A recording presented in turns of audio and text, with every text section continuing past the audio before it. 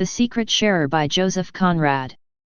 On my right hand there were lines of fishing stakes resembling a mysterious system of half-submerged bamboo fences, incomprehensible in its division of the domain of tropical fishes, and crazy of aspect as if abandoned forever by some nomad tribe of fishermen now gone to the other end of the ocean, for there was no sign of human habitation as far as the eye could reach. To the left a group of barren islets, suggesting ruins of stone walls, towers, and blockhouses, had its foundations set in a blue sea that itself looked solid, so still and stable did it lie below my feet. Even the track of light from the westering sun shone smoothly, without that animated glitter which tells of an imperceptible ripple. And when I turned my head to take a parting glance at the tug which had just left us anchored outside the bar, I saw the straight line of the flat shore joined to the stable sea, edge to edge, with a perfect and unmarked closeness, in one leveled floor half brown, half blue under the enormous dome of the sky.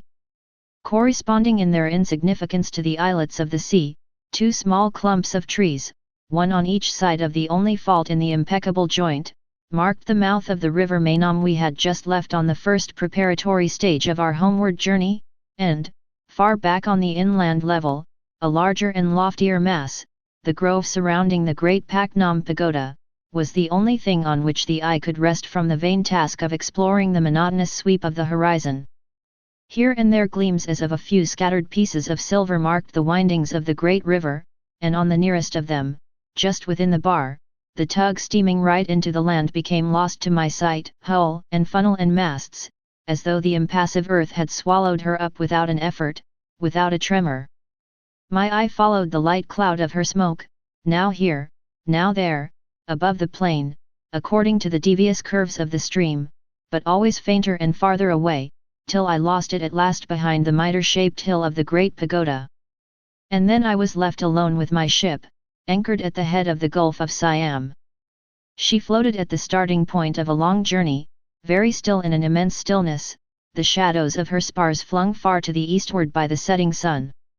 At that moment I was alone on her decks. There was not a sound in her, and around us nothing moved, nothing lived, not a canoe on the water, not a bird in the air, not a cloud in the sky. In this breathless pause at the threshold of a long passage we seemed to be measuring our fitness for a long and arduous enterprise, the appointed task of both our existences to be carried out, far from all human eyes, with only sky and sea for spectators and for judges.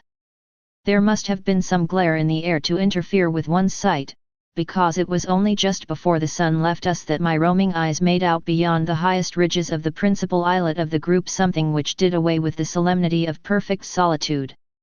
The tide of darkness flowed on swiftly, and with tropical suddenness a swarm of stars came out above the shadowy earth, while I lingered yet, my hand resting lightly on my ship's rail as if on the shoulder of a trusted friend. But, with all that multitude of celestial bodies staring down at one, the comfort of quiet communion with her was gone for good. And there were also disturbing sounds by this time, voices, footsteps forward, the steward flitted along the main deck, a busily ministering spirit, a handbell tinkled urgently under the poop deck. I found my two officers waiting for me near the supper table, in the lighted cuddy.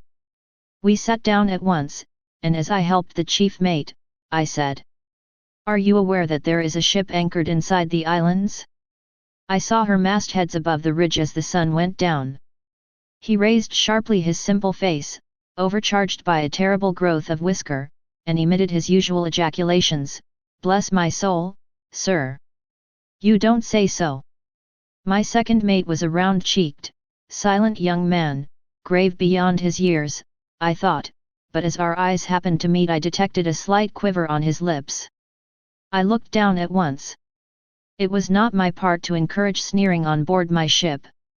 It must be said, too, that I knew very little of my officers. In consequence of certain events of no particular significance, except to myself, I had been appointed to the command only a fortnight before. Neither did I know much of the hands forward. All these people had been together for 18 months or so, and my position was that of the only stranger on board. I mention this because it has some bearing on what is to follow. But what I felt most was my being a stranger to the ship, and if all the truth must be told, I was somewhat of a stranger to myself. The youngest man on board, barring the second mate, and untried as yet by a position of the fullest responsibility, I was willing to take the adequacy of the others for granted. They had simply to be equal to their tasks, but I wondered how far I should turn out faithful to that ideal conception of one's own personality every man sets up for himself secretly.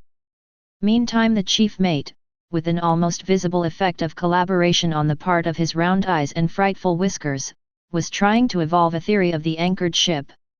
His dominant trait was to take all things into earnest consideration. He was of a painstaking turn of mind. As he used to say, he liked to account to himself for practically everything that came in his way, down to a miserable scorpion he had found in his cabin a week before. The why and the wherefore of that scorpion, how it got on board and came to select his room rather than the pantry, which was a dark place and more what a scorpion would be partial to, and how on earth it managed to drown itself in the inkwell of his writing desk, had exercised him infinitely. The ship within the islands was much more easily accounted for, and just as we were about to rise from table he made his pronouncement. She was, he doubted not, a ship from home lately arrived. Probably she drew too much water to cross the bar except at the top of spring tides. Therefore she went into that natural harbour to wait for a few days in preference to remaining in an open roadstead. That's so, confirmed the second mate, suddenly, in his slightly hoarse voice. She draws over 20 feet. She's the Liverpool ship Sephora with a cargo of coal. 123 days from Cardiff. We looked at him in surprise. The tugboat skipper told me when he came on board for your letters, sir, explained the young man. He expects to take her up the river the day after tomorrow. After thus overwhelming us with the extent of his information he slipped out of the cabin. The mate observed regretfully that he could not account for that young fellow's whims. What prevented him telling us all about it at once, he wanted to know. I detained him as he was making a move. For the last 2 days the crew had had plenty of hard work, and the night before they had very little sleep. I felt painfully that I, a stranger, was doing something unusual when I directed him to let all hands turn in without setting an anchor watch. I proposed to keep on deck myself till 1 o'clock or thereabouts. I would get the second mate to relieve me at that hour. He will turn out the cook and the steward at 4, I concluded, and then give you a call. Of course at the slightest sign of any sort of wind we'll have the hands up and make a start at once. He concealed his astonishment. Very well, sir. Outside the cuddy he put his head in the second mate's door to inform him of my unheard-of caprice to take a 5 hours anchor watch on myself. I heard the other raise his voice incredulously, what? The captain himself. Then a few more murmurs, a door closed, then another. A few moments later I went on deck. My strangeness, which had made me sleepless, had prompted that unconventional arrangement, as if I had expected in those solitary hours of the night to get on terms with the ship of which I knew nothing, manned by men of whom I knew very little more. Fast alongside a wharf, littered like any ship in port with a tangle of unrelated things, invaded by unrelated shore people, I had hardly seen her yet properly. Now, as she lay cleared for sea, the stretch of her main deck seemed to me very fine under the stars. Very fine, very roomy for her size, and very inviting. I descended the poop and paced the waist, my mind picturing to myself the coming passage through the Malay archipelago, down the Indian Ocean, and up the Atlantic. All its phases were familiar enough to me, every characteristic, all the alternatives which were likely to face me on the high seas, everything. Except the novel responsibility of command. But I took heart from the reasonable thought that the ship was like other ships, the men like other men, and that the sea was not likely to keep any special surprises expressly for my discomfiture. Arrived at that comforting conclusion, I bethought myself of a cigar and went below to get it. All was still down there. Everybody at the after end of the ship was sleeping profoundly. I came out again on the quarter-deck, agreeably at ease in my sleeping suit on that warm breathless night, barefooted, a glowing cigar in my teeth, and, going forward, I was met by the profound silence of the fore end of the ship. Only as I passed the door of the forecastle, I heard a deep, quiet, trustful sigh of some sleeper inside. And suddenly I rejoiced in the great security of the sea as compared with the unrest of the land, in my choice of that untempted life presenting no disquieting problems, invested with an elementary moral beauty by the absolute straightforwardness of its appeal and by the singleness of its purpose. The riding light in the fore-rigging burned with a clear, untroubled, as if symbolic, flame, confident and bright in the mysterious shades of the night. Passing on my way aft along the other side of the ship, I observed that the rope-side ladder, put over, no doubt, for the master of the tug when he came to fetch away our letters, had not been hauled in as it should have been. I became annoyed at this, for exactitude in some small matters is the very soul of discipline. Then I reflected that I had myself peremptorily dismissed my officers from duty, and by my own act had prevented the anchor watch being formally set and things properly attended to. I asked myself whether it was wise ever to interfere with the established routine of duties even from the kindest of motives. My action might have made me appear eccentric. Goodness only knew how that absurdly whiskered mate would account for my conduct, and what the whole ship thought of that informality of their new captain. I was vexed with myself. Not from compunction certainly, but, as it were mechanically, I proceeded to get the ladder in myself. Now a side ladder of that sort is a light affair and comes in easily, yet my vigorous tug, which should have brought it flying on board, merely recoiled upon my body in a totally unexpected jerk. What the devil! I was so astounded by the immovableness of that ladder that I remained stock-still, trying to account for it to myself like that imbecile mate of mine. In the end, of course, I put my head over the rail. The side of the ship made an opaque belt of shadow on the darkling glassy shimmer of the sea. But I saw at once something elongated and pale floating very close to the ladder. Before I could form a guess, a faint flash of phosphorescent light, which seemed to issue suddenly from the naked body of a man, flickered in the sleeping water with the elusive, silent play of summer lightning in a night sky.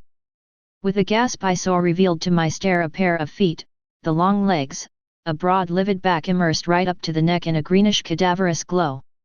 One hand, awash, clutched the bottom rung of the ladder. He was complete but for the head. A headless corpse. The cigar dropped out of my gaping mouth with a tiny plop and a short hiss quite audible in the absolute stillness of all things under heaven. At that I suppose he raised up his face, a dimly pale oval in the shadow of the ship's side. But even then I could only barely make out down there the shape of his black-haired head. However, it was enough for the horrid, frost-bound sensation which had gripped me about the chest to pass off. The moment of vain exclamations was past, too. I only climbed on the spare spar and leaned over the rail as far as I could, to bring my eyes nearer to that mystery floating alongside. As he hung by the ladder, like a resting swimmer, the sea lightning played about his limbs at every stir, and he appeared in it ghastly, silvery, fish-like. He remained as mute as a fish, too. He made no motion to get out of the water, either.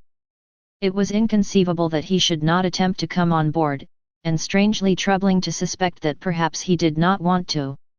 And my first words were prompted by just that troubled incertitude. "What's the matter?" I asked in my ordinary tone, speaking down to the face upturned exactly under mine. "Cramp," it answered, no louder. Then slightly anxious, "I say, no need to call anyone." "I was not going to," I said. "Are you alone on deck?" "Yes." I had somehow the impression that he was on the point of letting go the ladder to swim away beyond my ken, mysterious as he came.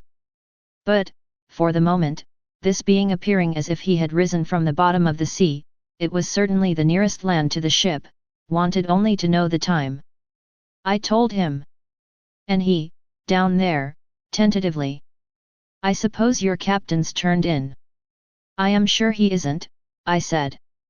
He seemed to struggle with himself, for I heard something like the low, bitter murmur of doubt. "What's the good?" His next words came out with a hesitating effort. "Look here, my man. Could you call him out quietly?" I thought the time had come to declare myself. "I am the captain." I heard a by Jove, whispered at the level of the water.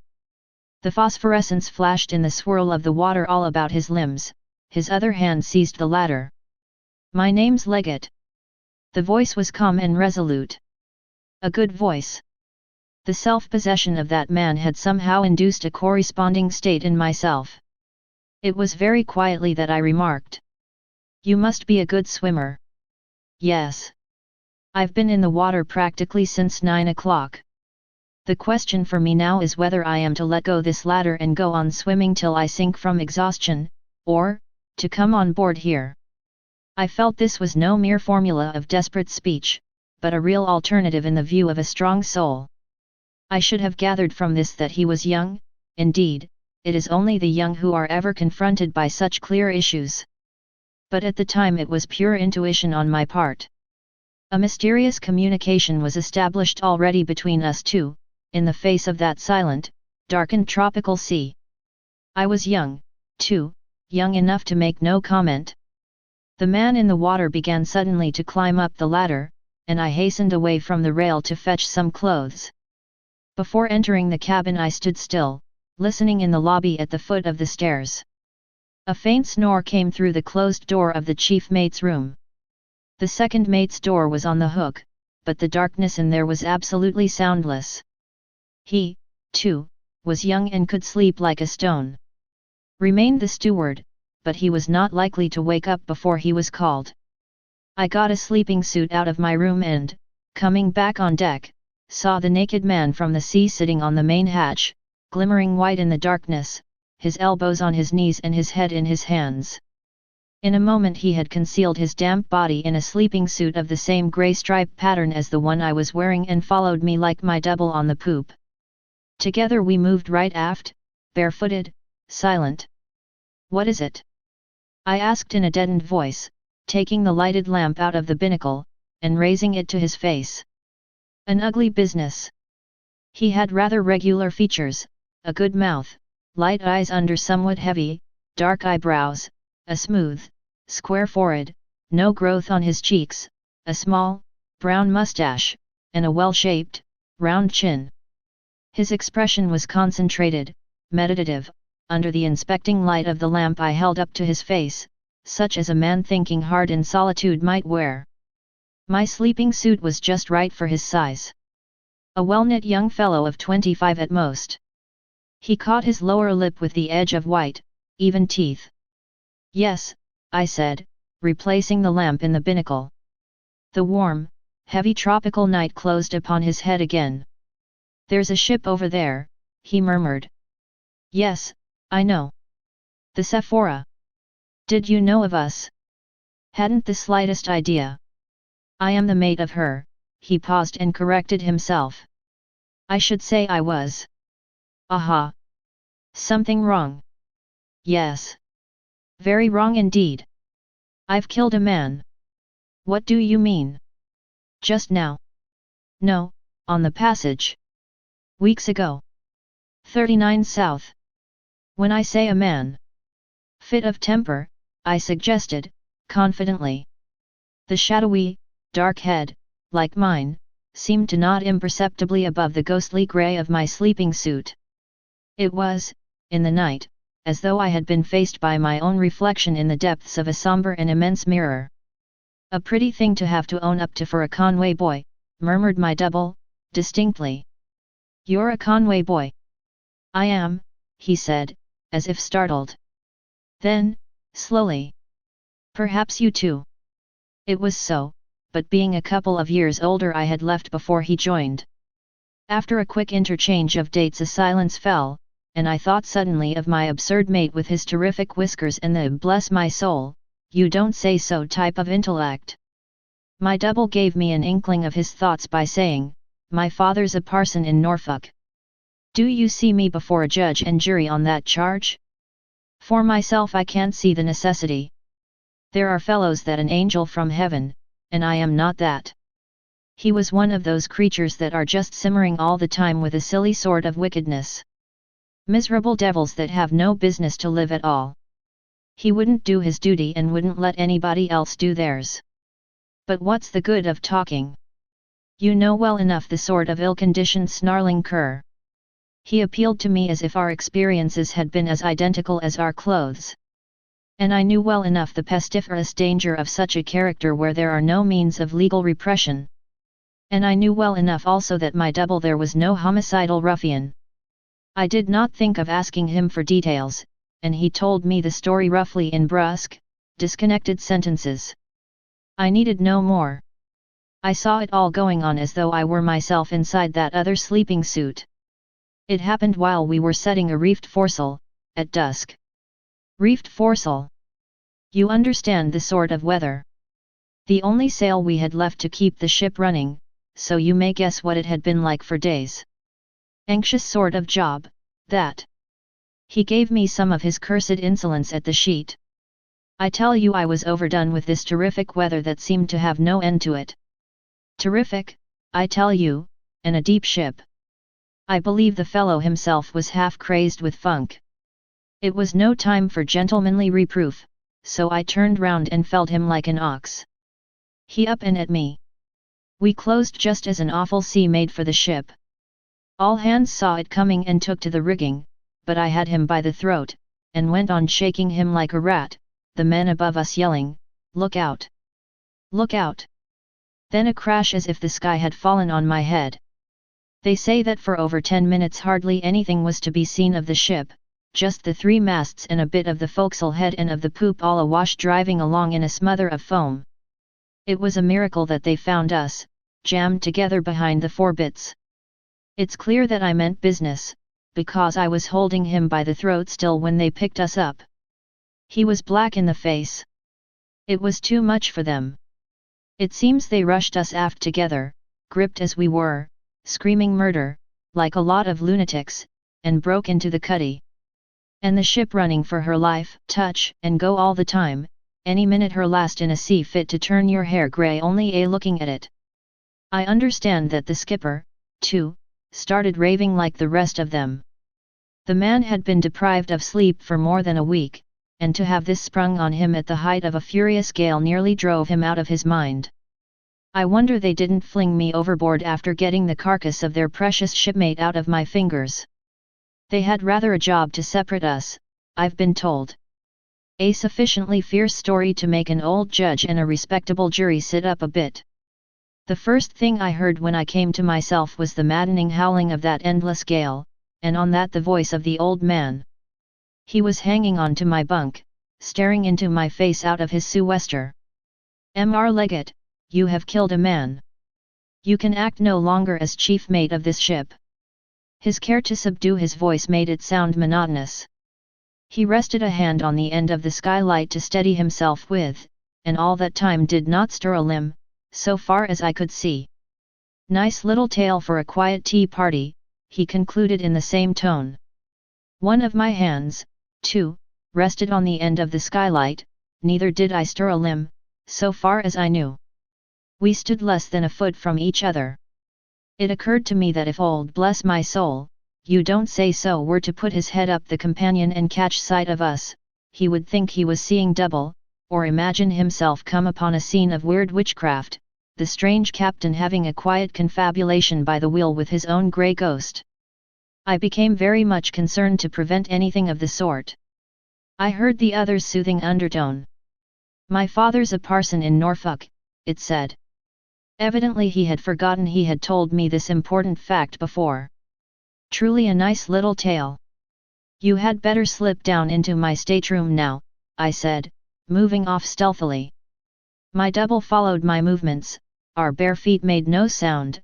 I let him in, closed the door with care, and, after giving a call to the second mate, returned on deck for my relief. "Not much sign of any wind yet," I remarked when he approached. "No, sir. Not much," he assented, sleepily, in his hoarse voice, with just enough deference, no more, and barely suppressing a yawn. "Well, that's all you have to look out for. You have got your orders." "Yes, sir." I paced a turn or two on the poop and saw him take up his position face forward with his elbow in the ratlins of the mizzen rigging before I went below. The mate's faint snoring was still going on peacefully.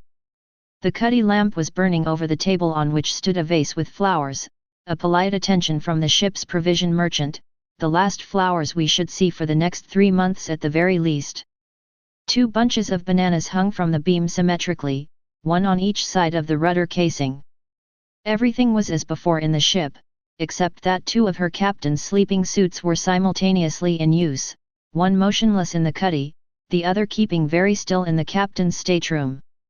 It must be explained here that my cabin had the form of the capital letter L, the door being within the angle and opening into the short part of the letter.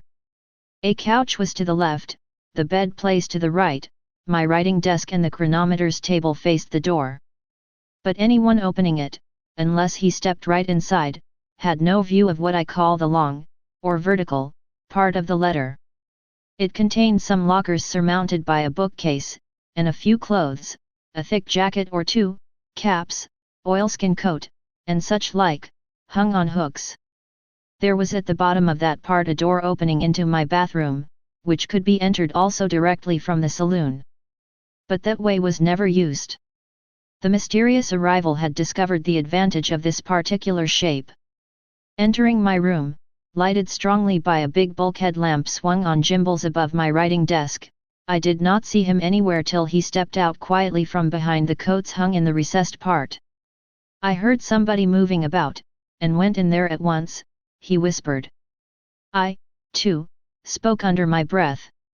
Nobody is likely to come in here without knocking and getting permission. He nodded. His face was thin and the sunburn faded, as though he had been ill. And no wonder. He had been, I heard presently, kept under arrest in his cabin for nearly 7 weeks. But there was nothing sickly in his eyes or in his expression. He was not a bit like me, really, yet, as we stood leaning over my bed place, whispering side by side, with our dark heads together and our backs to the door, anybody bold enough to open it stealthily would have been treated to the uncanny sight of a double captain busy talking in whispers with his other self. But all this doesn't tell me how you came to hang on to our side ladder, I inquired, in the hardly audible murmurs we used, after he had told me something more of the proceedings on board the Sephora once the bad weather was over. When we sighted Java Head I had had time to think all those matters out several times over. I had 6 weeks of doing nothing else, and with only an hour or so every evening for a tramp on the quarter deck. He whispered, his arms folded on the side of my bed place, staring through the open port. And I could imagine perfectly the manner of this thinking out, a stubborn if not a steadfast operation, something of which I should have been perfectly incapable. I reckoned it would be dark before we closed with the land, he continued, so low that I had to strain my hearing near as we were to each other, shoulder touching shoulder almost. So I asked to speak to the old man. He always seemed very sick when he came to see me, as if he could not look me in the face. You know, that foresail saved the ship. She was too deep to have run long under bare poles. And it was I that managed to set it for him. Anyway, he came. When I had him in my cabin, he stood by the door looking at me as if I had the halter round my neck already. I asked him right away to leave my cabin door unlocked at night while the ship was going through Sunda Straits. There would be the Java coast within 2 or 3 miles, off Angier Point. I wanted nothing more. I've had a prize for swimming my 2nd year in the Conway. I can believe it, I breathed out. God only knows why they locked me in every night. To see some of their faces you'd have thought they were afraid I'd go about at night strangling people. Am I a murdering brute? Do I look it? By Jove! If I had been he wouldn't have trusted himself like that into my room. You'll say I might have chucked him aside and bolted out, there and then, it was dark already. Well, no. And for the same reason I wouldn't think of trying to smash the door. There would have been a rush to stop me at the noise, and I did not mean to get into a confounded scrimmage. Somebody else might have got killed, for I would not have broken out only to get chucked back, and I did not want any more of that work. He refused, looking more sick than ever. He was afraid of the men, and also of that old second mate of his who had been sailing with him for years, a grey-headed old humbug, and his steward, too, had been with him devil knows how long, 17 years or more, a dogmatic sort of loafer who hated me like poison, just because I was the chief mate. No chief mate ever made more than one voyage in the Sephora, you know. Those two old chaps ran the ship. Devil only knows what the skipper wasn't afraid of. All his nerve went to pieces altogether in that hellish spell of bad weather we had, of what the law would do to him, of his wife, perhaps. Oh, yes. She's on board. Though I don't think she would have meddled. She would have been only too glad to have me out of the ship in any way. The brand of Cain business, don't you see? That's all right. I was ready enough to go off wandering on the face of the earth, and that was price enough to pay for an able of that sort. Anyhow, he wouldn't listen to me. This thing must take its course. I represent the law here. He was shaking like a leaf. So you won't? No. Then I hope you will be able to sleep on that, I said, and turned my back on him. I wonder that you can, cries he, and locks the door. Well, after that, I couldn't. Not very well. That was 3 weeks ago. We have had a slow passage through the Java Sea, drifted about Karimata for 10 days. When we anchored here they thought, I suppose, it was all right. The nearest land, and that's 5 miles, is the ship's destination. The consul would soon set about catching me, and there would have been no object in bolting to these islets there. I don't suppose there's a drop of water on them. I don't know how it was, but tonight that steward, after bringing me my supper, went out to let me eat it, and left the door unlocked. And I ate it, all there was, too. After I had finished I strolled out on the quarter deck. I don't know that I meant to do anything. A breath of fresh air was all I wanted, I believe. Then a sudden temptation came over me. I kicked off my slippers and was in the water before I had made up my mind fairly. Somebody heard the splash and they raised an awful hullabaloo. He's gone. Lower the boats. He's committed suicide. No, he's swimming. Certainly I was swimming. It's not so easy for a swimmer like me to commit suicide by drowning. I landed on the nearest islet before the boat left the ship's side. I heard them pulling about in the dark, hailing, and so on, but after a bit they gave up. Everything quieted down and the anchorage became still as death. I sat down on a stone and began to think. I felt certain they would start searching for me at daylight. There was no place to hide on those stony things, and if there had been, what would have been the good? But now I was clear of that ship, I was not going back. So after a while I took off all my clothes, tied them up in a bundle with a stone inside, and dropped them in the deep water on the outer side of that islet. That was suicide enough for me. Let them think what they liked, but I didn't mean to drown myself. I meant to swim till I sank, but that's not the same thing. I struck out for another of these little islands, and it was from that one that I first saw your riding light. Something to swim for. I went on easily, and on the way I came upon a flat rock a foot or two above water. In the daytime, I dare say, you might make it out with a glass from your poop. I scrambled up on it and rested myself for a bit. Then I made another start. That last spell must have been over a mile. His whisper was getting fainter and fainter, and all the time he stared straight out through the porthole, in which there was not even a star to be seen. I had not interrupted him.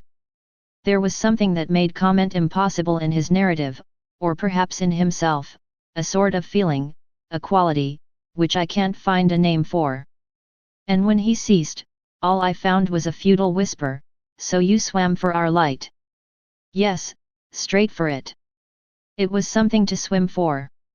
I couldn't see any stars low down because the coast was in the way, and I couldn't see the land, either. The water was like glass. One might have been swimming in a confounded 1,000 feet deep cistern with no place for scrambling out anywhere, but what I didn't like was the notion of swimming round and round like a crazed bullock before I gave out, and as I didn't mean to go back. No.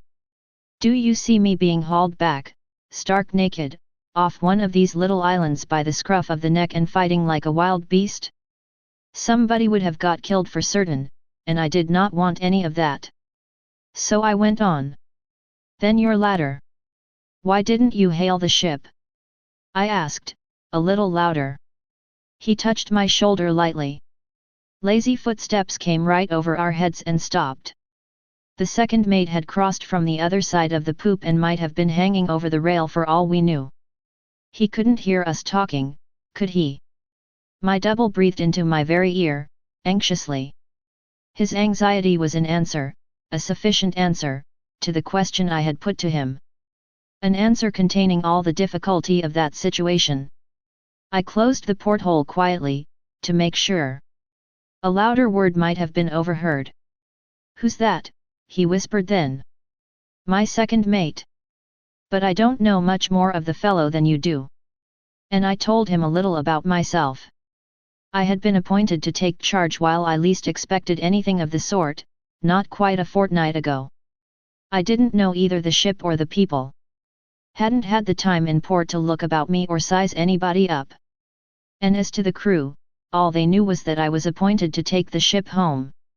For the rest, I was almost as much of a stranger on board as himself, I said. And at the moment I felt it most acutely. I felt that it would take very little to make me a suspect person in the eyes of the ship's company. He had turned about meantime, and we, the two strangers in the ship, faced each other in identical attitudes. Your ladder, he murmured, after a silence. Who'd have thought of finding a ladder hanging over at night in a ship anchored out here? I felt just then a very unpleasant faintness. After the life I've been leading for 9 weeks, anybody would have got out of condition. I wasn't capable of swimming round as far as your rudder chains. And, lo and behold, there was a ladder to get hold of. After I gripped it I said to myself, what's the good? When I saw a man's head looking over I thought I would swim away presently and leave him shouting, in whatever language it was. I didn't mind being looked at. I liked it. And then you speaking to me so quietly, as if you had expected me, made me hold on a little longer. It had been a confounded lonely time, I don't mean while swimming.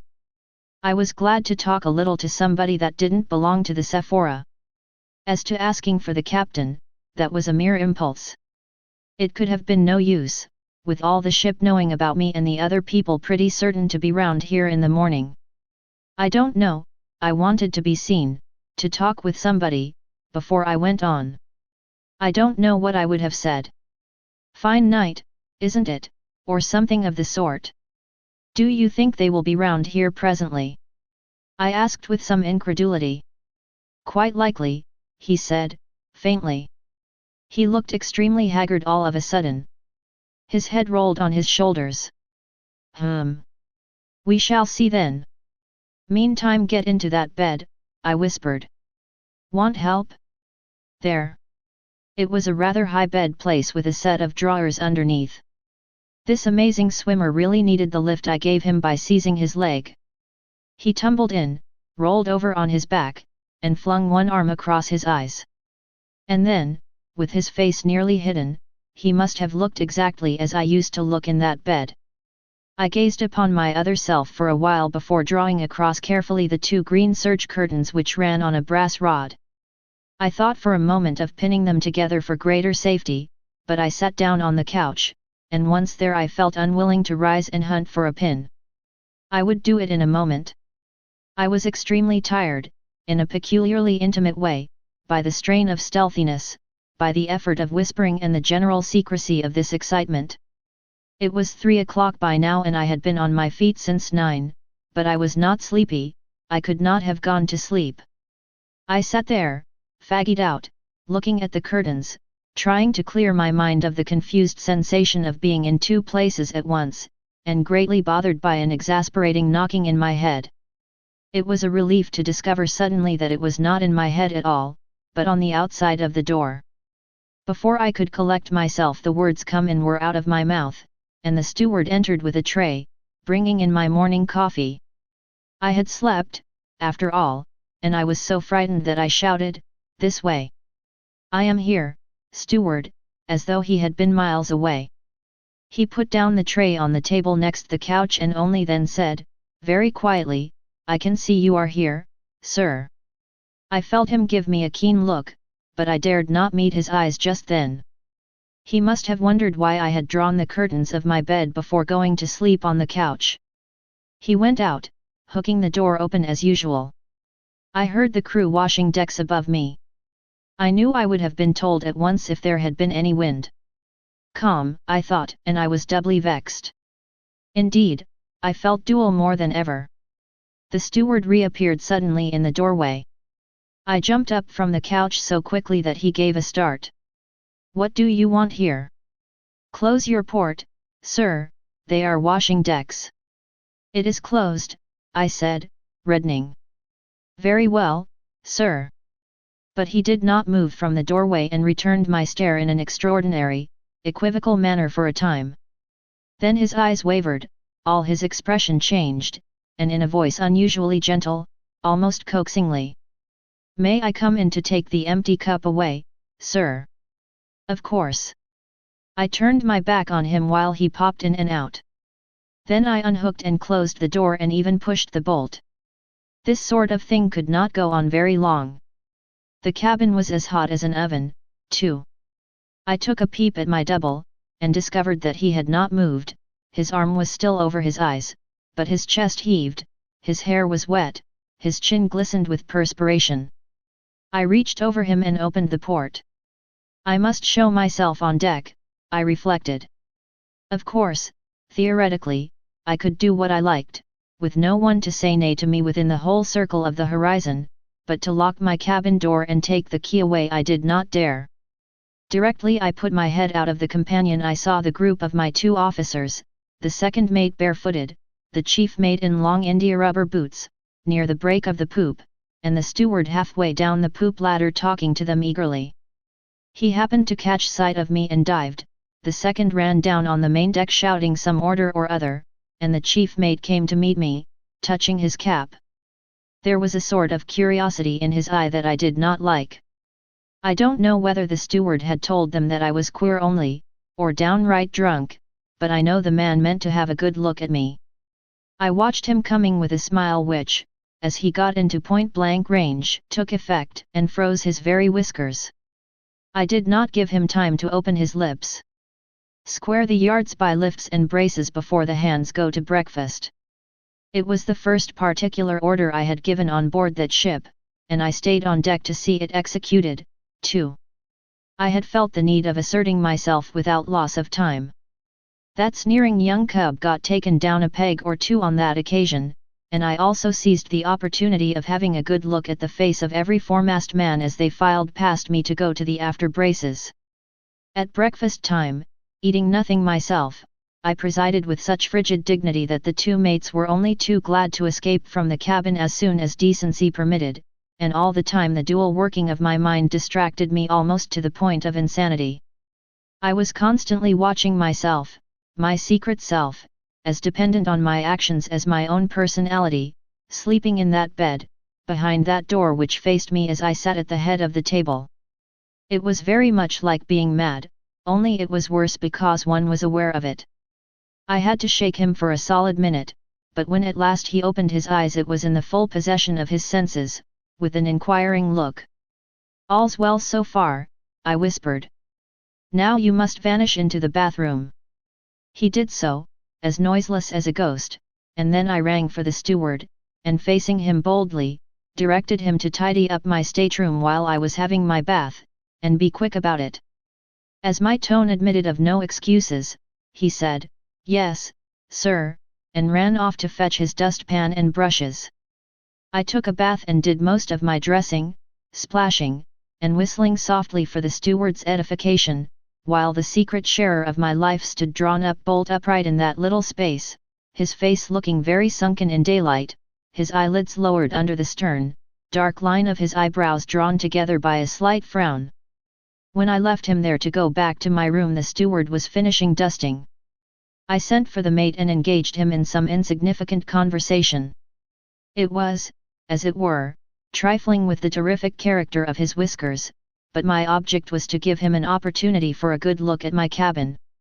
And then I could at last shut, with a clear conscience, the door of my stateroom and get my double back into the recessed part. There was nothing else for it. He had to sit still on a small folding stool, half smothered by the heavy coats hanging there. We listened to the steward going into the bathroom out of the saloon, filling the water bottles there, scrubbing the bath, setting things to rights, whisk, bang, clatter, out again into the saloon, turn the key, click.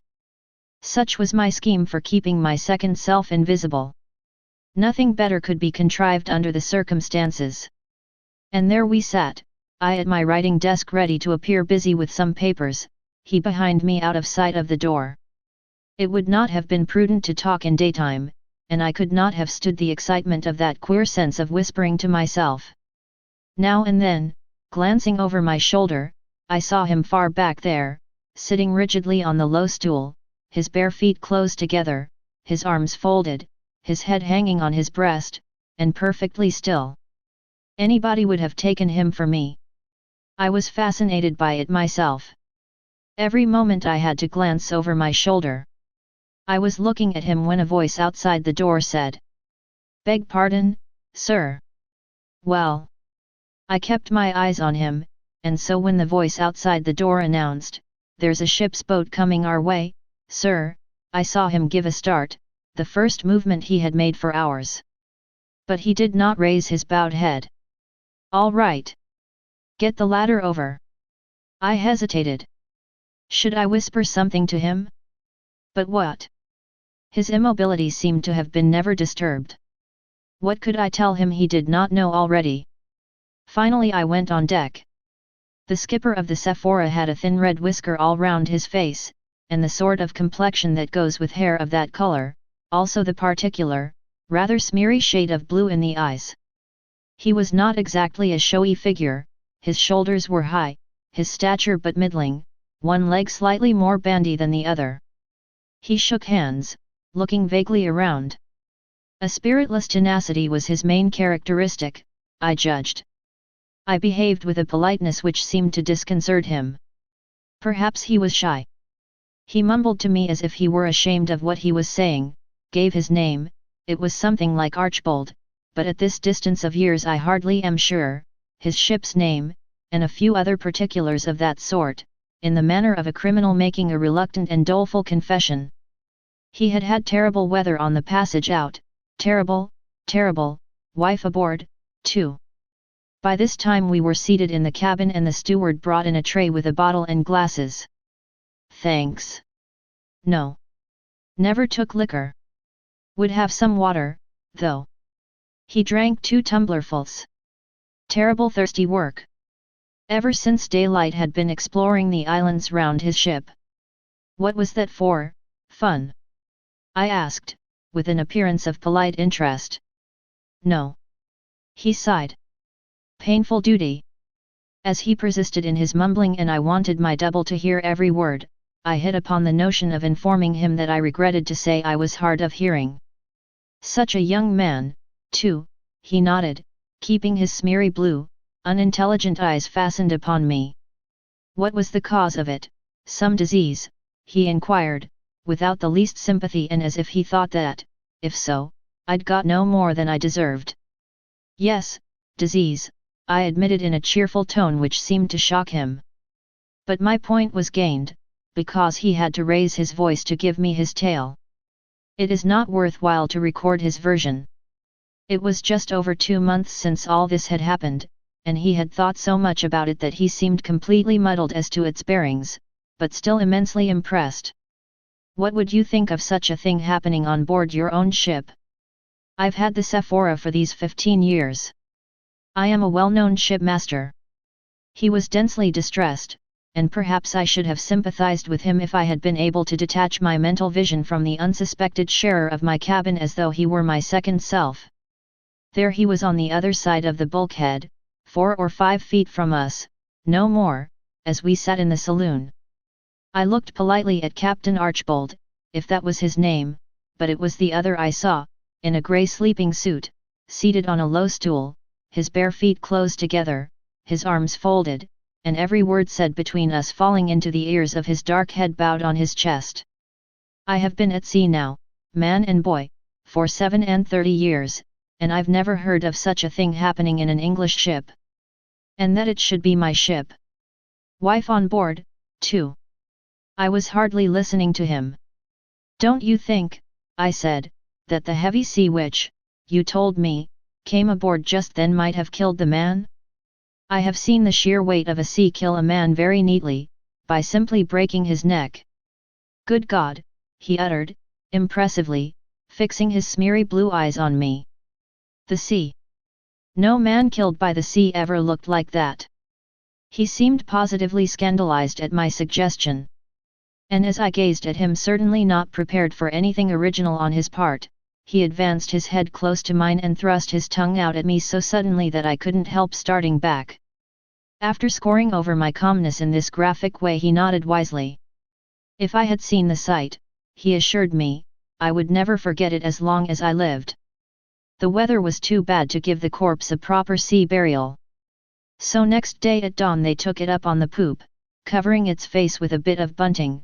He read a short prayer, and then, just as it was, in its oilskins and long boots, they launched it amongst those mountainous seas that seemed ready every moment to swallow up the ship herself and the terrified lives on board of her. That reefed foresail saved you, I threw in. Under God, it did, he exclaimed fervently. It was by a special mercy, I firmly believe, that it stood some of those hurricane squalls. It was the setting of that sail which, I began. God's own hand in it, he interrupted me. Nothing less could have done it. I don't mind telling you that I hardly dared give the order. It seemed impossible that we could touch anything without losing it, and then our last hope would have been gone. The terror of that gale was on him yet. I let him go on for a bit, then said, casually, as if returning to a minor subject. You were very anxious to give up your mate to the shore people, I believe. He was. To the law. His obscure tenacity on that point had in it something incomprehensible and a little awful, something, as it were, mystical, quite apart from his anxiety that he should not be suspected of countenancing any doings of that sort. 37 virtuous years at sea, of which over 20 of immaculate command, and the last 15 in the Sephora, seemed to have laid him under some pitiless obligation. And you know, he went on, groping shamefacedly amongst his feelings, I did not engage that young fellow. His people had some interest with my owners. I was in a way forced to take him on. He looked very smart, very gentlemanly, and all that. But do you know, I never liked him, somehow. I am a plain man. You see, he wasn't exactly the sort for the chief mate of a ship like the Sephora. I had become so connected in thoughts and impressions with the secret sharer of my cabin that I felt as if I, personally, were being given to understand that I, too, was not the sort that would have done for the chief mate of a ship like the Sephora. I had no doubt of it in my mind. Not at all the style of man. You understand, he insisted, superfluously, looking hard at me. I smiled urbanely. He seemed at a loss for a while. I suppose I must report a suicide. Beg pardon. Suicide. That's what I'll have to write to my owners directly I get in. Unless you manage to recover him before tomorrow, I assented, dispassionately. I mean, alive. He mumbled something which I really did not catch, and I turned my ear to him in a puzzled manner. He fairly bawled. The land, I say, the mainland is at least 7 miles off my anchorage. About that. My lack of excitement, of curiosity, of surprise, of any sort of pronounced interest, began to arouse his distrust. But except for the felicitous pretense of deafness I had not tried to pretend anything.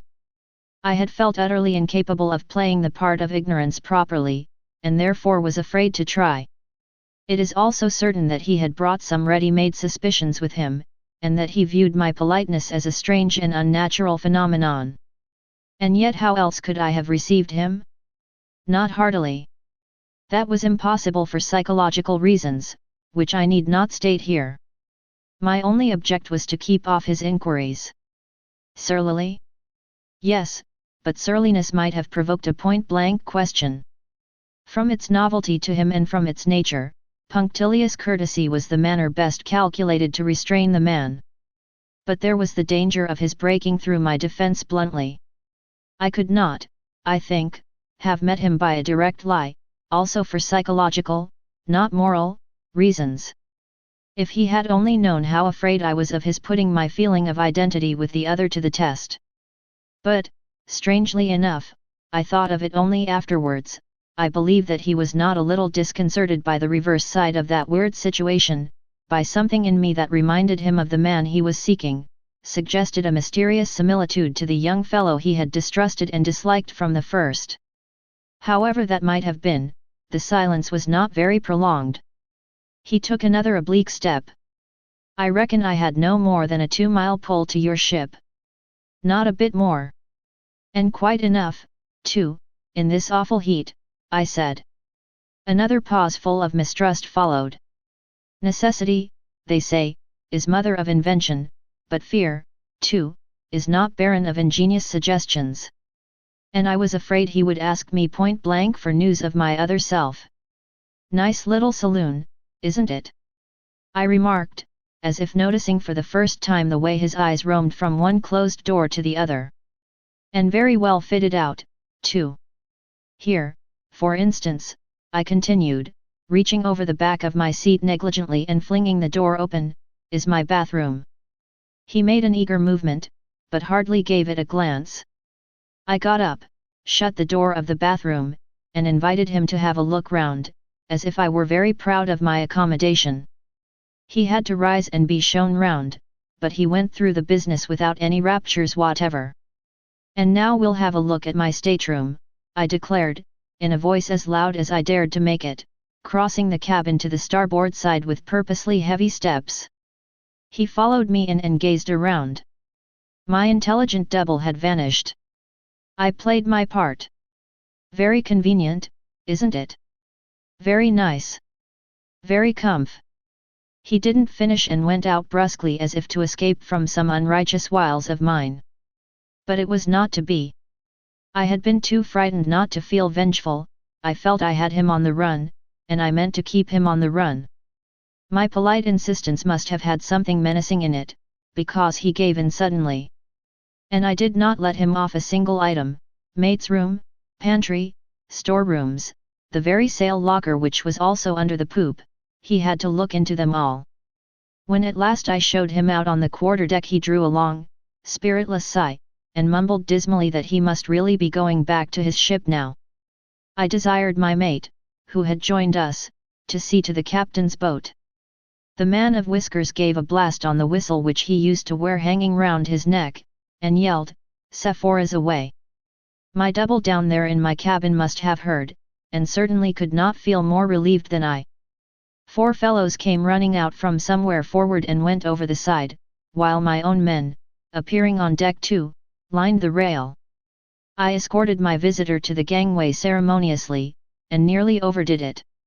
He was a tenacious beast. On the very ladder he lingered, and in that unique, guiltily conscientious manner of sticking to the point. I say, you don't think that? I covered his voice loudly. Certainly not. I am delighted. Goodbye. I had an idea of what he meant to say, and just saved myself by the privilege of defective hearing. He was too shaken generally to insist, but my mate, close witness of that parting, looked mystified and his face took on a thoughtful cast. As I did not want to appear as if I wished to avoid all communication with my officers, he had the opportunity to address me. Seems a very nice man. His boat's crew told our chaps a very extraordinary story, if what I am told by the steward is true. I suppose you had it from the captain, sir? Yes. I had a story from the captain. A very horrible affair, isn't it, sir? It is. Beats all these tales we hear about murders in Yankee ships. I don't think it beats them. I don't think it resembles them in the least. Bless my soul, you don't say so. But of course I've no acquaintance whatever with American ships, not I, so I couldn't go against your knowledge. It's horrible enough for me. But the queerest part is that those fellows seemed to have some idea the man was hidden aboard here. They had really. Did you ever hear of such a thing? Preposterous, isn't it? We were walking to and fro athwart the quarter deck. No one of the crew forward could be seen, the day was Sunday, and the mate pursued. There was some little dispute about it. Our chaps took offence. As if we would harbour a thing like that, they said. Wouldn't you like to look for him in our coal hole? Quite a tiff. But they made it up in the end. I suppose he did drown himself. Don't you, sir? I don't suppose anything. You have no doubt in the matter, sir? None whatever. I left him suddenly. I felt I was producing a bad impression, but with my double down there it was most trying to be on deck. And it was almost as trying to be below. Altogether a nerve-trying situation. But on the whole I felt less torn in two when I was with him. There was no one in the whole ship whom I dared take into my confidence. Since the hands had got to know his story, it would have been impossible to pass him off for anyone else, and an accidental discovery was to be dreaded now more than ever.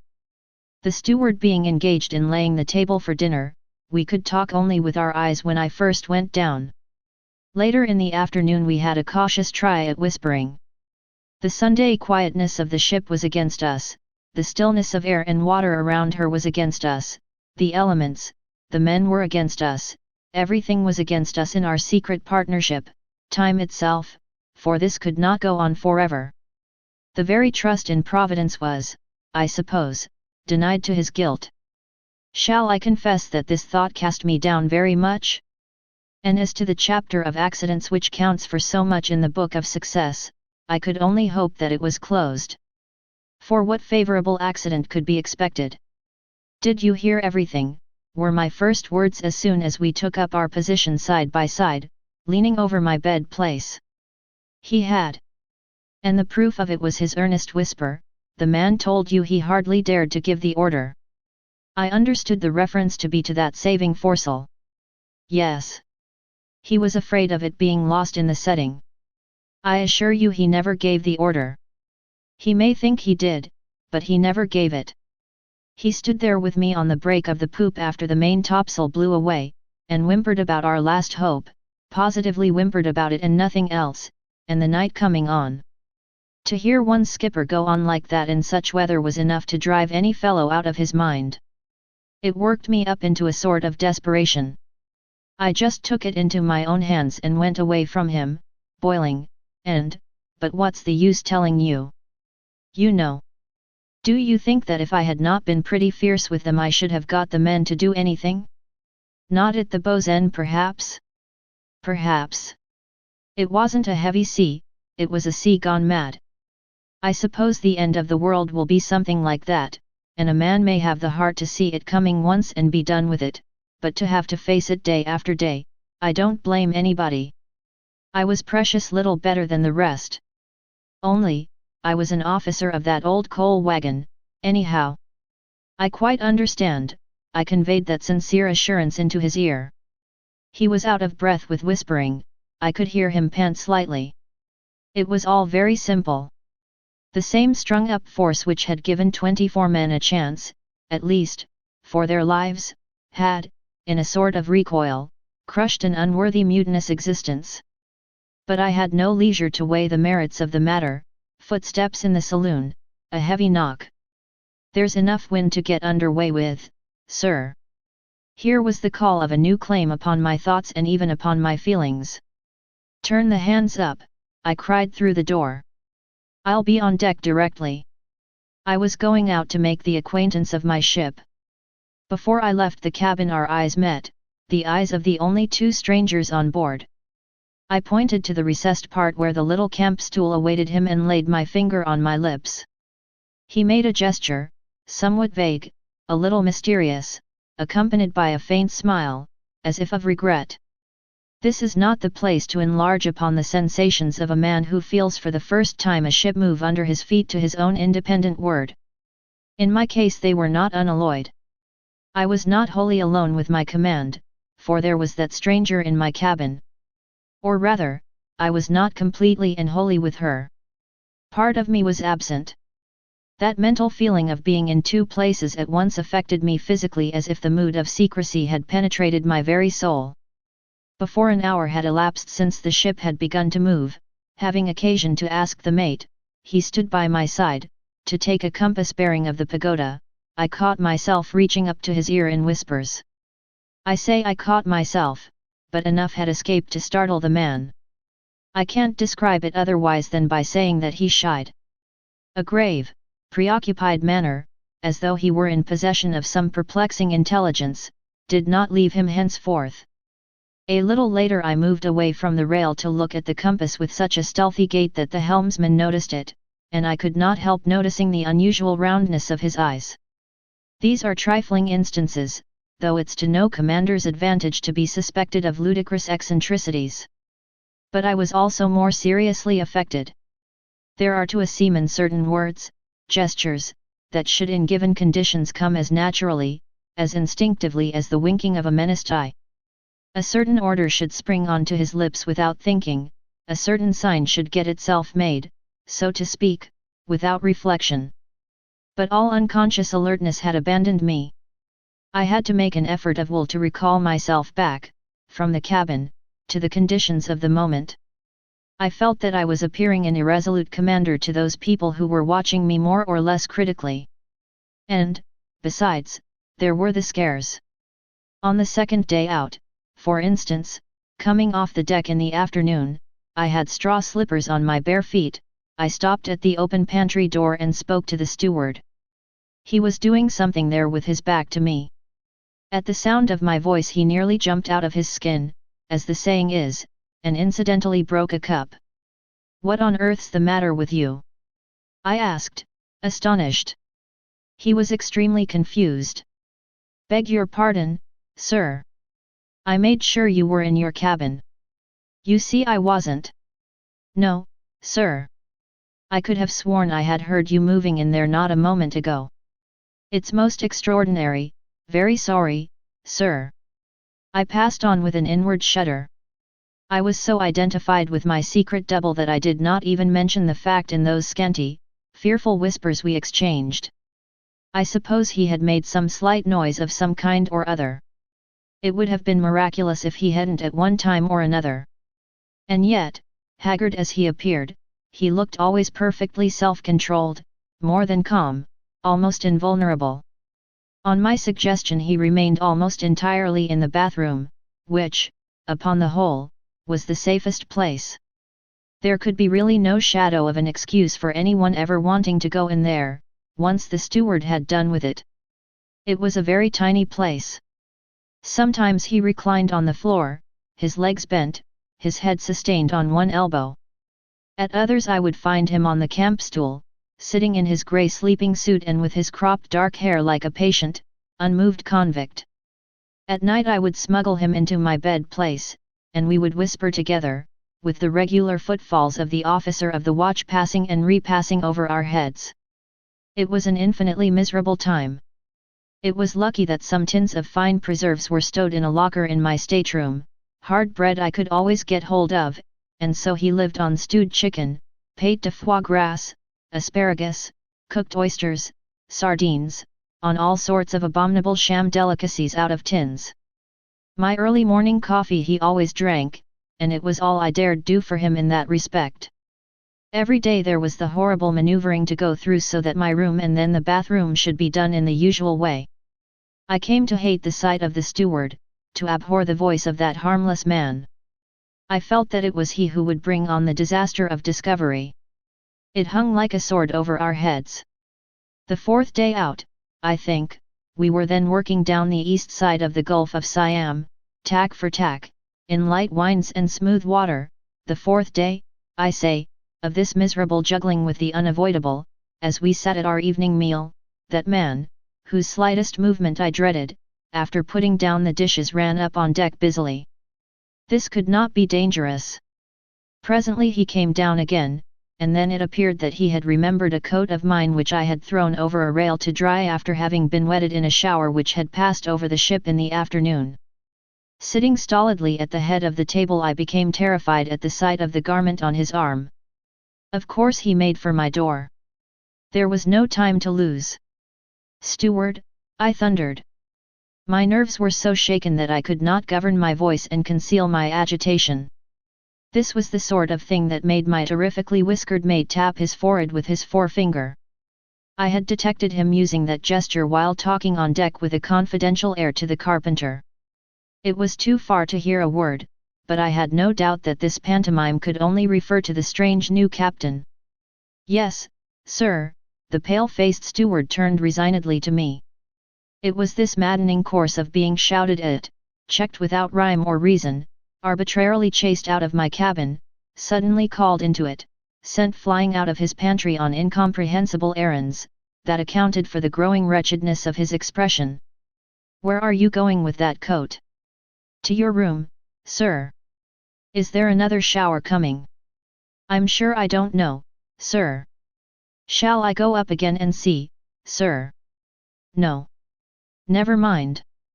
My object was attained, as of course my other self in there would have heard everything that passed. During this interlude my two officers never raised their eyes off their respective plates, but the lip of that confounded cub, the second mate, quivered visibly. I expected the steward to hook my coat on and come out at once. He was very slow about it, but I dominated my nervousness sufficiently not to shout after him. Suddenly I became aware, it could be heard plainly enough, that the fellow for some reason or other was opening the door of the bathroom. It was the end. The place was literally not big enough to swing a cat in. My voice died in my throat and I went stony all over. I expected to hear a yell of surprise and terror, and made a movement, but had not the strength to get on my legs. Everything remained still. Had my second self taken the poor wretch by the throat? I don't know what I could have done next moment if I had not seen the steward come out of my room, close the door, and then stand quietly by the sideboard. Saved, I thought. But, no. Lost. Gone. He was gone. I laid my knife and fork down and leaned back in my chair. My head swam. After a while, when sufficiently recovered to speak in a steady voice, I instructed my mate to put the ship round at 8 o'clock himself. "I won't come on deck," I went on. "I think I'll turn in, and unless the wind shifts I don't want to be disturbed before midnight. I feel a bit seedy." "You did look middling bad a little while ago," the chief mate remarked without showing any great concern. They both went out, and I stared at the steward clearing the table. There was nothing to be read on that wretched man's face. But why did he avoid my eyes, I asked myself. Then I thought I should like to hear the sound of his voice. "Steward." "Sir." Startled as usual. "Where did you hang up that coat?" "In the bathroom, sir." The usual anxious tone. "It's not quite dry yet, sir." For some time longer I sat in the cuddy. Had my double vanished as he had come? But of his coming there was an explanation, whereas his disappearance would be inexplicable. I went slowly into my dark room, shut the door, lighted the lamp, and for a time dared not turn round. When at last I did, I saw him standing bolt upright in the narrow recessed part. It would not be true to say I had a shock, but an irresistible doubt of his bodily existence flitted through my mind. Can it be, I asked myself, that he is not visible to other eyes than mine? It was like being haunted. Motionless, with a grave face, he raised his hands slightly at me in a gesture which meant clearly, "Heavens! What a narrow escape!" Narrow indeed. I think I had come creeping quietly as near insanity as any man who has not actually gone over the border. That gesture restrained me, so to speak. The mate with the terrific whiskers was now putting the ship on the other tack. In the moment of profound silence which follows upon the hands going to their stations, I heard on the poop his raised voice, "Hard a lee," and the distant shout of the order repeated on the main deck. The sails, in that light breeze, made but a faint fluttering noise. It ceased. The ship was coming round slowly. I held my breath in the renewed stillness of expectation. One wouldn't have thought that there was a single living soul on her decks. A sudden brisk shout, "Mainsail haul," broke the spell, and in the noisy cries and rush overhead of the men running away with the main brace we two, down in my cabin, came together in our usual position by the bed place. He did not wait for my question. I heard him fumbling here and just managed to squat myself down in the bath. He whispered to me. The fellow only opened the door and put his arm in to hang the coat up. All the same. I never thought of that, I whispered back, even more appalled than before at the closeness of the shave, and marveling at that something unyielding in his character which was carrying him through so finely. There was no agitation in his whisper. Whoever was being driven distracted, it was not he. He was sane. And the proof of his sanity was continued when he took up the whispering again. It would never do for me to come to life again. It was something that a ghost might have said.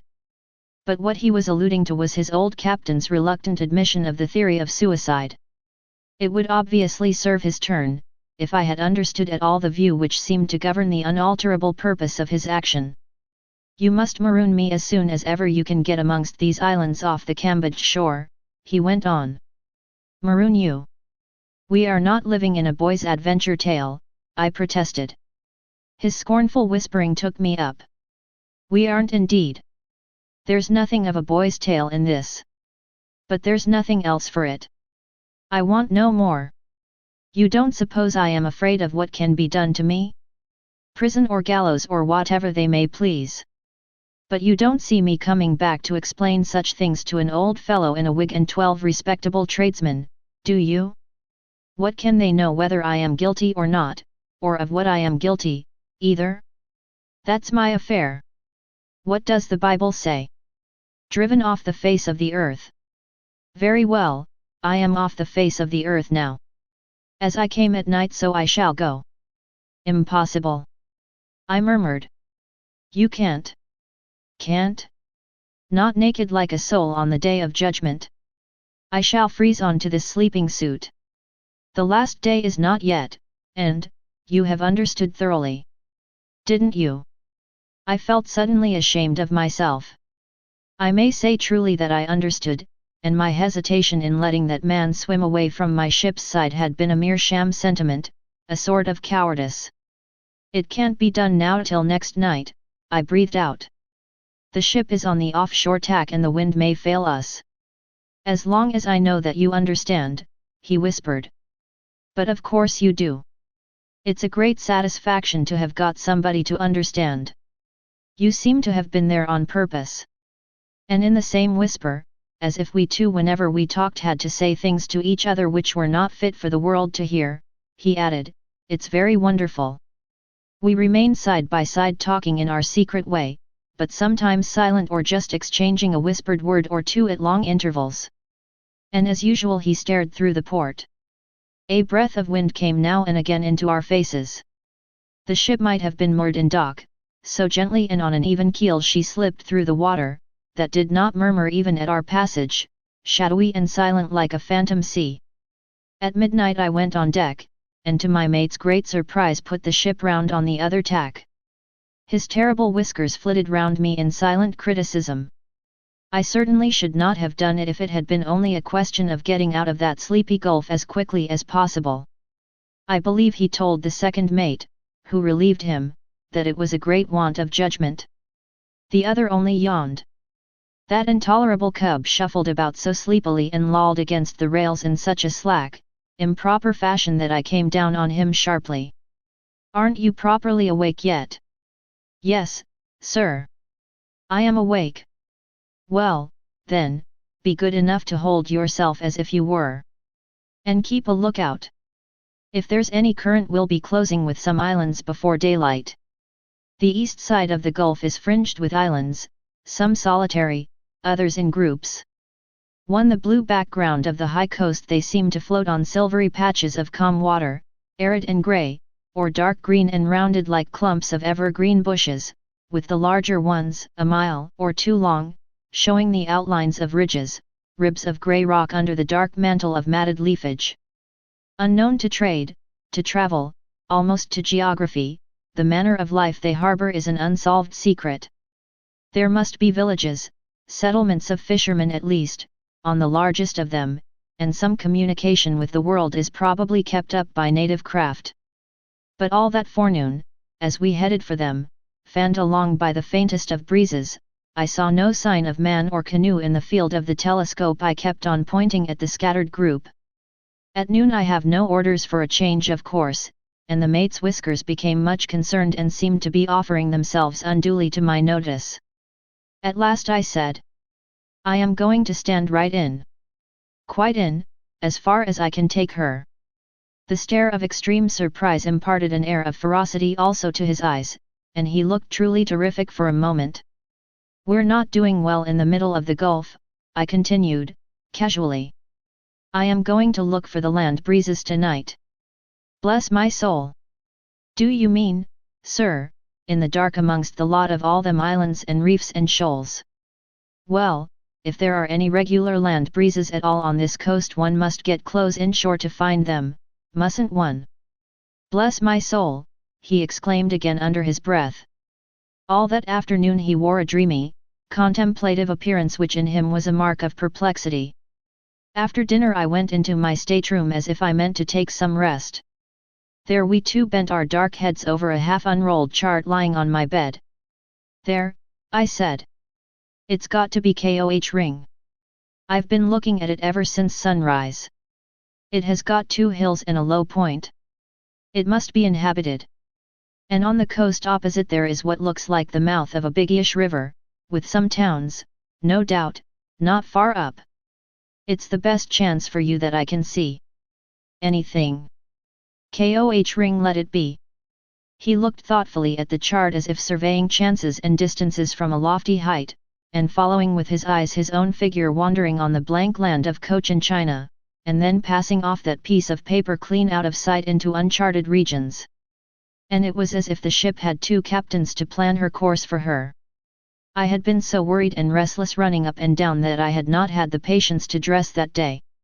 I had remained in my sleeping suit, with straw slippers and a soft floppy hat. The closeness of the heat in the Gulf had been most oppressive, and the crew were used to seeing me wandering in that airy attire. "She will clear the south point as she heads now," I whispered into his ear. "Goodness only knows when, though, but certainly after dark. I'll edge her into half a mile, as far as I may be able to judge in the dark." "Be careful," he murmured, warningly, and I realized suddenly that all my future, the only future for which I was fit, would perhaps go irretrievably to pieces in any mishap to my first command. I could not stop a moment longer in the room. I motioned him to get out of sight and made my way on the poop. That unplayful cub had the watch. I walked up and down for a while thinking things out, then beckoned him over. "Send a couple of hands to open the 2 quarterdeck ports," I said, mildly. He actually had the impudence, or else so forgot himself in his wonder at such an incomprehensible order, as to repeat, "Open the quarterdeck ports. What for, sir? The only reason you need concern yourself about is because I tell you to do so. Have them open wide and fastened properly." He reddened and went off, but I believe made some jeering remark to the carpenter as to the sensible practice of ventilating a ship's quarterdeck. I know he popped into the mate's cabin to impart the fact to him because the whiskers came on deck, as it were by chance, and stole glances at me from below, for signs of lunacy or drunkenness, I suppose. A little before supper, feeling more restless than ever, I rejoined, for a moment, my second self. And to find him sitting so quietly was surprising, like something against nature, inhuman.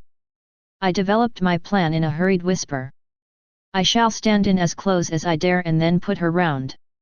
I will presently find means to smuggle you out of here into the sail locker, which communicates with the lobby. But there is an opening, a sort of square for hauling the sails out, which gives straight on the quarterdeck and which is never closed in fine weather, so as to give air to the sails.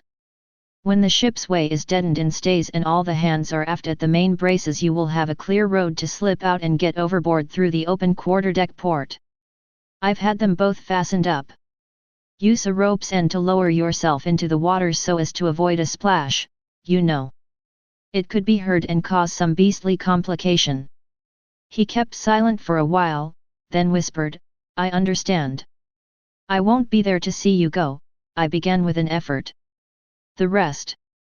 I only hope I have understood, too. You have. From first to last, and for the first time there seemed to be a faltering, something strained in his whisper. He caught hold of my arm, but the ringing of the supper bell made me start. He didn't though, he only released his grip. After supper I didn't come below again till well past 8 o'clock. The faint, steady breeze was loaded with dew, and the wet, darkened sails held all there was of propelling power in it. The night, clear and starry, sparkled darkly, and the opaque, lightless patches shifting slowly against the low stars were the drifting islets. On the port bow there was a big one more distant and shadowily imposing by the great space of sky it eclipsed. On opening the door I had a back view of my very own self looking at a chart. He had come out of the recess and was standing near the table. Quite dark enough, I whispered. He stepped back and leaned against my bed with a level, quiet glance. I sat on the couch. We had nothing to say to each other. Over our heads the officer of the watch moved here and there. Then I heard him move quickly. I knew what that meant. He was making for the companion, and presently his voice was outside my door. We are drawing in pretty fast, sir. Land looks rather close. Very well, I answered. I am coming on deck directly. I waited till he was gone out of the cuddy, then rose. My double moved too. The time had come to exchange our last whispers, for neither of us was ever to hear each other's natural voice. Look here. I opened a drawer and took out 3 sovereigns. Take this anyhow. I've got 6 and I'd give you the lot, only I must keep a little money to buy some fruit and vegetables for the crew from native boats as we go through Sunda Straits. He shook his head. Take it, I urged him, whispering desperately. No one can tell what. He smiled and slapped meaningly the only pocket of the sleeping jacket. It was not safe, certainly. But I produced a large old silk handkerchief of mine, and tying the 3 pieces of gold in a corner, pressed it on him. He was touched, I supposed, because he took it at last and tied it quickly round his waist under the jacket, on his bare skin. Our eyes met, several seconds elapsed, till, our glances still mingled, I extended my hand and turned the lamp out. Then I passed through the cuddy, leaving the door of my room wide open. Steward. He was still lingering in the pantry in the greatness of his zeal, giving a rub up to a plated cruet stand the last thing before going to bed. Being careful not to wake up the mate, whose room was opposite, I spoke in an undertone. He looked round anxiously. Sir. Can you get me a little hot water from the galley? I am afraid, sir, the galley fire's been out for some time now. Go and see. He flew up the stairs. Now, I whispered, loudly, into the saloon, too loudly, perhaps, but I was afraid I couldn't make a sound. He was by my side in an instant. The double captain slipped past the stairs, through a tiny dark passage, a sliding door. We were in the sail locker, scrambling on our knees over the sails. A sudden thought struck me.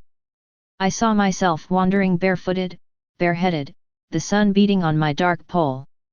I snatched off my floppy hat and tried hurriedly in the dark to ram it on my other self. He dodged and fended off silently. I wonder what he thought had come to me before he understood and suddenly desisted. Our hands met gropingly, lingered united in a steady, motionless clasp for a second. No word was breathed by either of us when they separated. I was standing quietly by the pantry door when the steward returned. Sorry, sir. Kettle barely warm. Shall I light the spirit lamp? Never mind. I came out on deck slowly. It was now a matter of conscience to shave the land as close as possible, for now he must go overboard whenever the ship was put in stays. Must. There could be no going back for him. After a moment I walked over to leeward and my heart flew into my mouth at the nearness of the land on the bow. Under any other circumstances I would not have held on a minute longer. The second mate had followed me anxiously. I looked on till I felt I could command my voice. "She will weather," I said then in a quiet tone. "Are you going to try that, sir?" he stammered out incredulously. I took no notice of him and raised my tone just enough to be heard by the helmsman. "Keep her good full." "Good full, sir." The wind fanned my cheek, the sails slept, the world was silent. The strain of watching the dark loom of the land grow bigger and denser was too much for me. I had shut my eyes, because the ship must go closer. She must. The stillness was intolerable. Were we standing still? When I opened my eyes the second view started my heart with a thump. The black southern hill of Koh Ring seemed to hang right over the ship like a towering fragment of everlasting night. On that enormous mass of blackness there was not a gleam to be seen, not a sound to be heard. It was gliding irresistibly towards us and yet seemed already within reach of the hand. I saw the vague figures of the watch grouped in the waist, gazing in awed silence. "Are you going on, sir?" inquired an unsteady voice at my elbow. I ignored it. I had to go on. "Keep her full. Don't check her way." "That won't do now," I said warningly.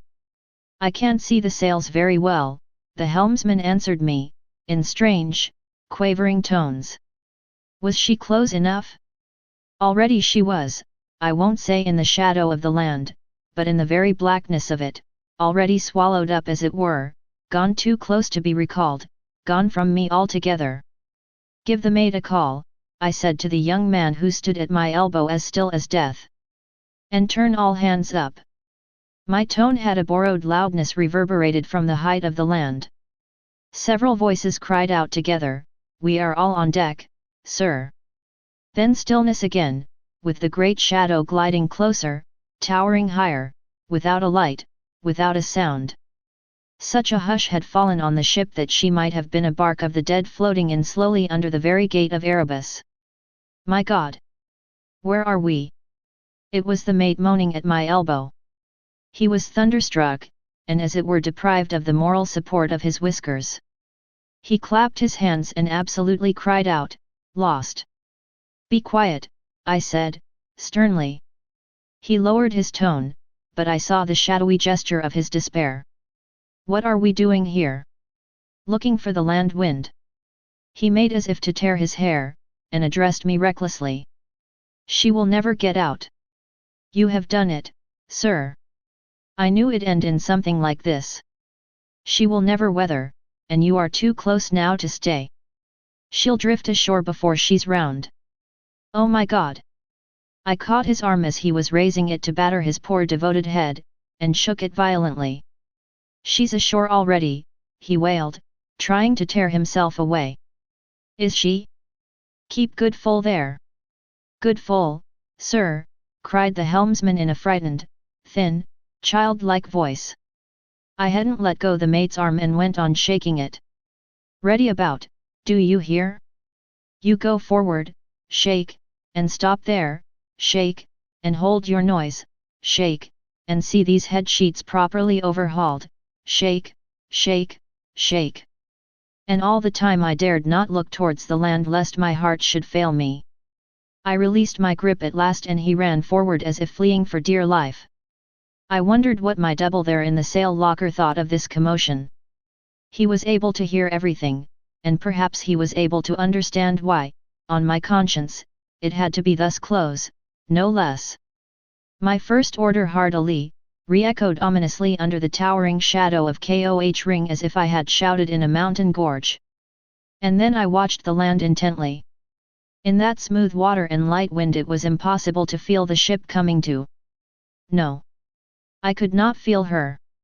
And my second self was making now ready to ship out and lower himself overboard. Perhaps he was gone already? The great black mass brooding over our very mastheads began to pivot away from the ship's side silently. And now I forgot the secret stranger ready to depart, and remembered only that I was a total stranger to the ship. I did not know her. Would she do it? How was she to be handled? I swung the mainyard and waited helplessly.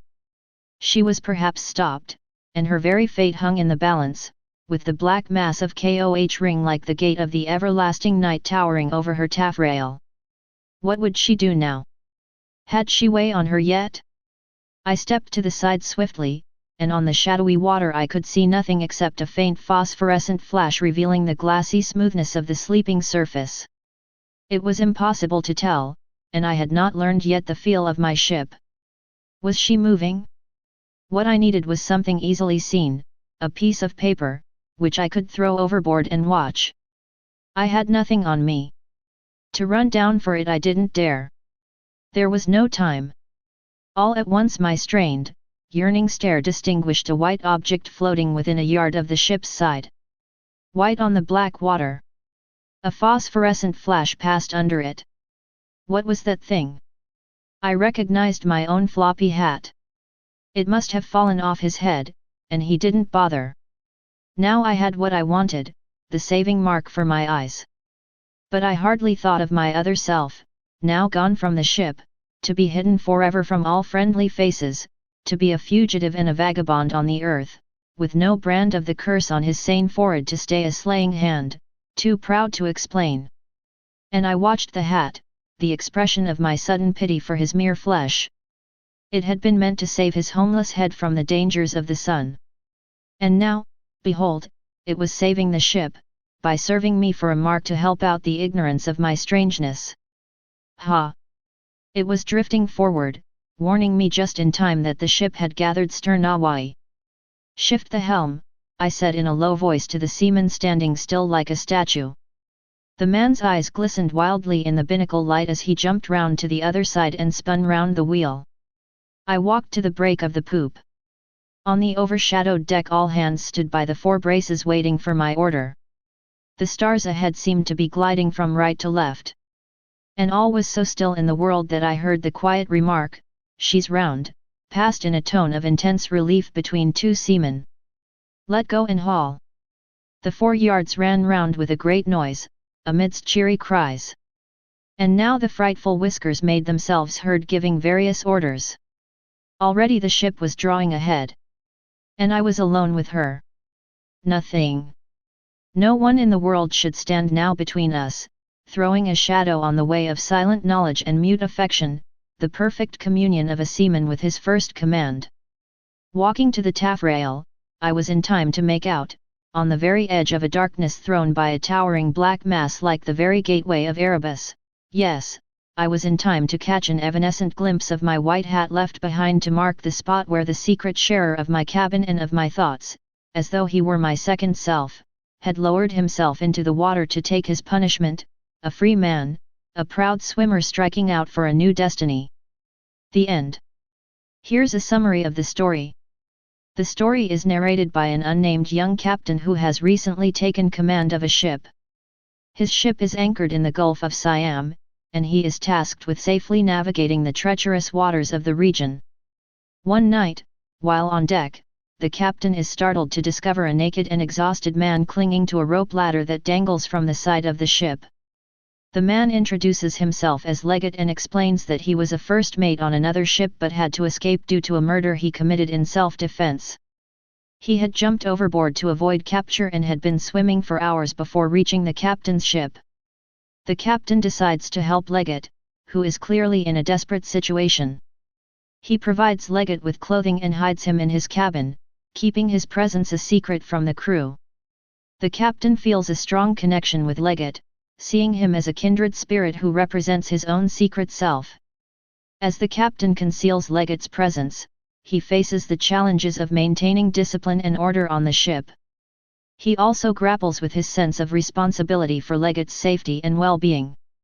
The captain becomes increasingly obsessed with protecting Legate and ensuring his escape to safety. The tension on the ship rises as the crew becomes suspicious of the captain's behavior, suspecting that he is hiding something. The captain's decisions and actions become increasingly risky as he attempts to navigate the moral and ethical dilemmas posed by his secret. The story concludes with a dramatic and daring plan to help Leggett escape from the ship and swim to a nearby island where he can hide.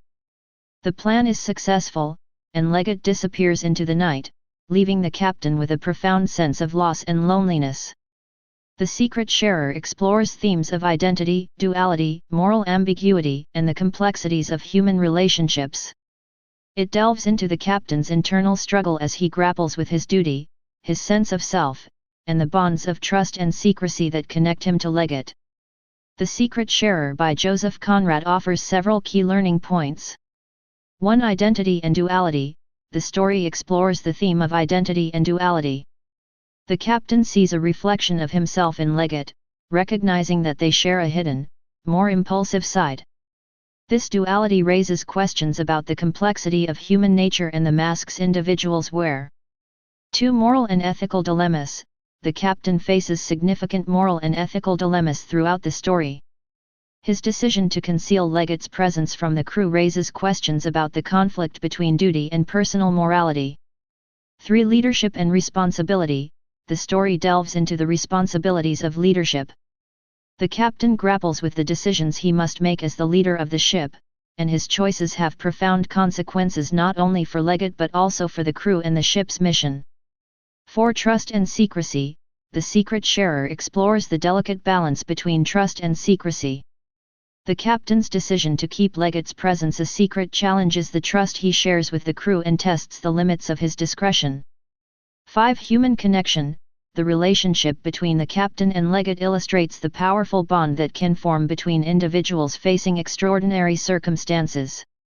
Their connection transcends their roles as captain and fugitive, highlighting the capacity for empathy and understanding. 6. Consequences of actions. The story highlights the consequences of one's actions and decisions. The captain's choices regarding Leggett's fate have far-reaching effects on both of them, underscoring the idea that decisions can shape the course of one's life. 7. Isolation and loneliness. The captain's isolation in his leadership role and his secret-keeping lead to a sense of loneliness. The story explores the theme of isolation and the emotional toll it can take on individuals. 8. Ethical compass. The Secret Sharer prompts readers to consider their own ethical compasses and the choices they would make in morally challenging situations. It encourages reflection on the balance between personal convictions and societal expectations. 9. Literary symbolism. Conrad uses symbolism, such as the mirror-like reflection of the two men in the water, to convey deeper themes and emotions. The story demonstrates the power of symbolism in conveying complex ideas and emotions in literature. 10. Narrative perspective. The narrative's first-person perspective allows readers to intimately experience the captain's internal struggles and moral dilemmas. It serves as a reminder of the importance of narrative perspective in shaping a story's impact. Overall, The Secret Sharer is a thought-provoking exploration of moral ambiguity, leadership, and the complexities of human relationships. It challenges readers to consider the choices individuals make when confronted with ethical dilemmas and the consequences of those choices on their own identities and the lives of others. Thank you for listening.